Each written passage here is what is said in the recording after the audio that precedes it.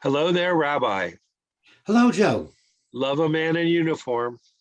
Hey, I'm the captain of my ship. You're the captain and you stand for authority and all sorts of principles and stuff like that there. I always admire a captain, someone who has a whole background, a whole history that you are embodying, whether it's a naval captain, a military captain, a fire captain, a chaplain, dare we say. We've talked about this before. There's the positive side of all the good things that authority and religion and everything, tradition, to use the word from the song. And then there's the negative side of authority. Do this or you get punished.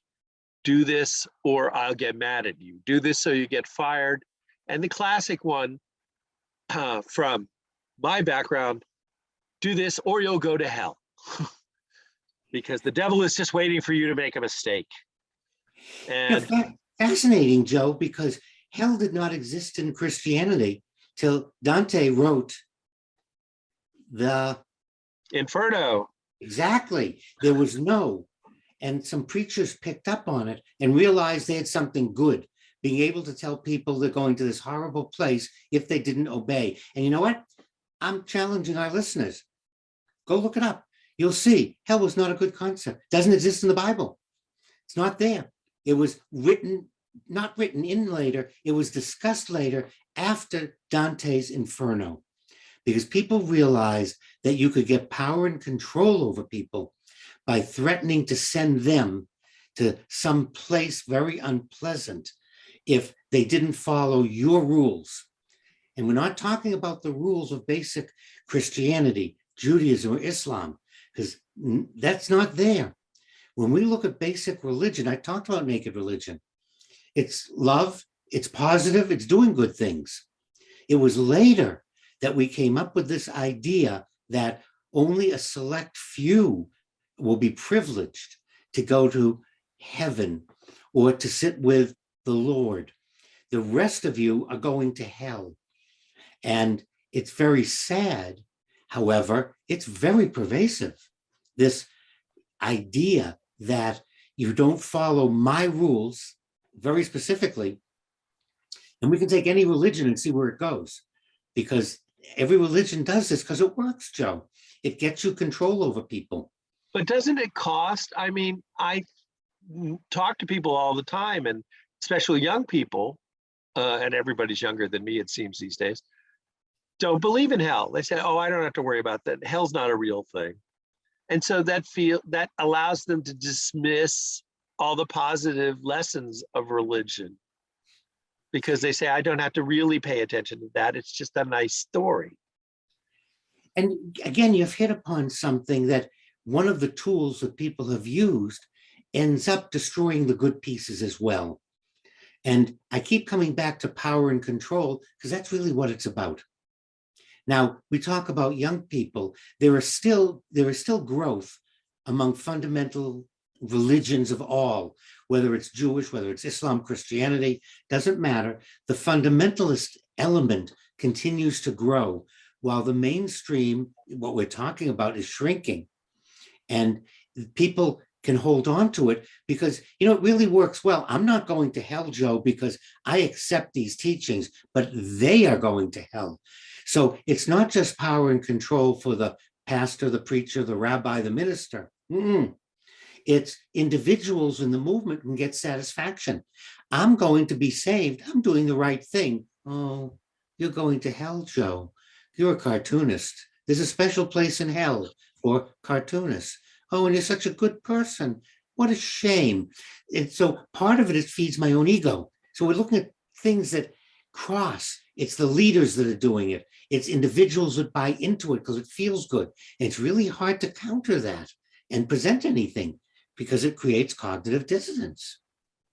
So is hell a concept that ultimately defeats religion because you have to accept it or reject it? And either way, you're dealing with the negative side of it. And what a neat example is, look at any pacifist movement in the history of the world. Why did people choose to go after the Baha'i, the Quaker, and you go to all over our planet, and any group that was pacifist was discriminated against and picked. Why? What was such a threat by a group that was anti-war and promoted love? You don't have to follow them, just ignore them. But every time they have appeared, there's been hordes of people going after them because they're challenging the conventional wisdom that you're going to hell. You have to follow these rules. Otherwise, the world will collapse. Otherwise, bad things will happen. And so you can't let those voices out. Because what if people actually listened to them and started paying attention to basic teachings in Judaism? What happened to turn the other cheek? Do unto others. Don't do unto others that which you don't want done to you.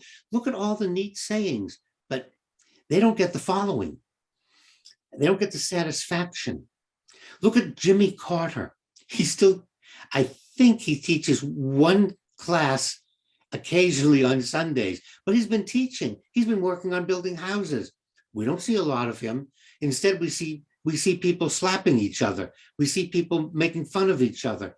Why isn't Jimmy Carter the role model we see? Because it doesn't sell. People aren't interested. It's the preacher that's screaming, they are going to hell. They are pagans. They are heathens. They're breaking God's law. No, they're breaking that person's definition of God's law. Because if you go back to the beginning, it's not God's law. God wasn't teaching these things in any religion or document. And it's just a fascinating part of human nature, Joe, that we gravitate towards wanting people to agree with us, and we want to send them to some place unpleasant. The gulag. Send everybody off to the gulag, doesn't agree with me. Well, that's the same version as hell. And we're watching that unfold again in the former Soviet Union, sending people off to the gulag to try to quiet them or stop them. People are real. Sunshine's a great sanitizer, and people are afraid. And then you join the movement, because I can feel good about myself, Joe, because I know where the Catholics are going.